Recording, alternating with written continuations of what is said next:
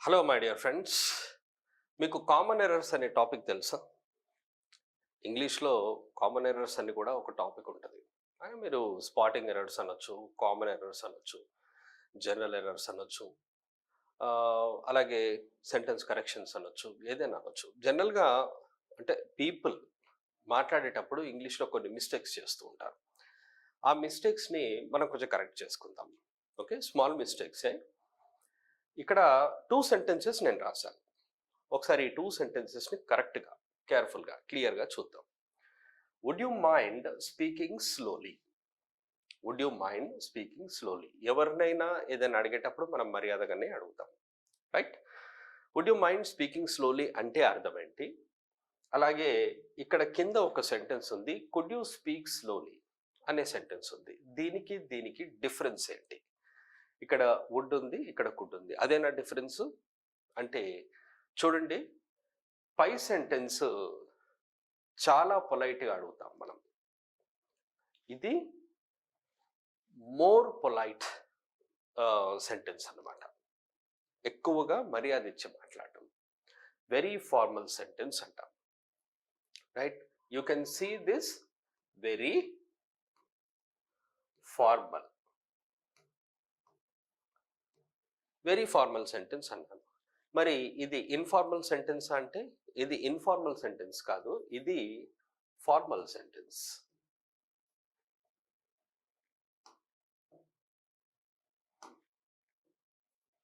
ఇది formal sentence.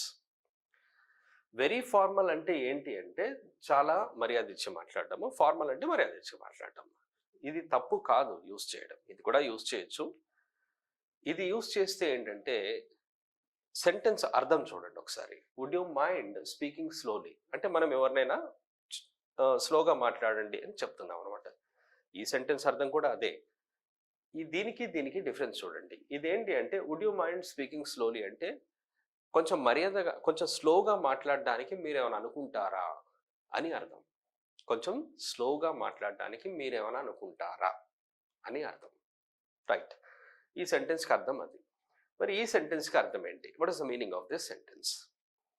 Could you speak slowly అంటే మీరు కొంచెం స్లోగా మాట్లాడతారా అని అర్థం. కొంచెం స్లోగా మాట్లాడతారా అంటే అర్థం ఏంటి అంటే ఎవరో లౌడ్లీగా మాట్లాడుతున్నారు, కొంచెం మనం స్లోగా మాట్లాడమనాలి. ఎవరో లౌడ్లీ మాట్లాడుతున్నారు అనుకుందాం.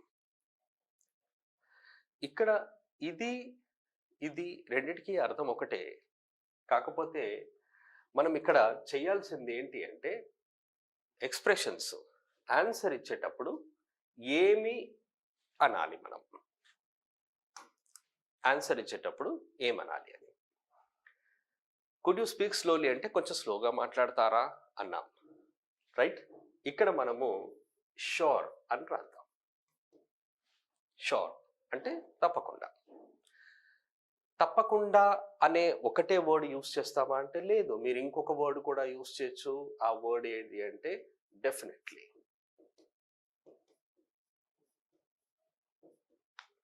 డెఫినెట్లీ అని కూడా యూస్ చేయొచ్చు. ఇంకేదైనా ఉందా అంటే మనం ఏమనొచ్చు అంటే yes of course.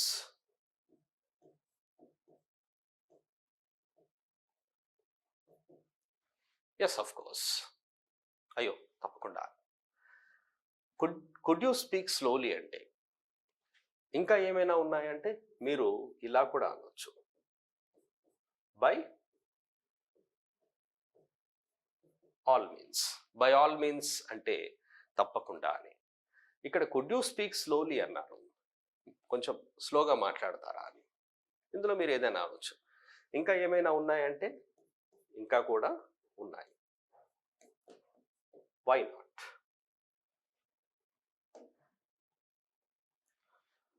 Why not?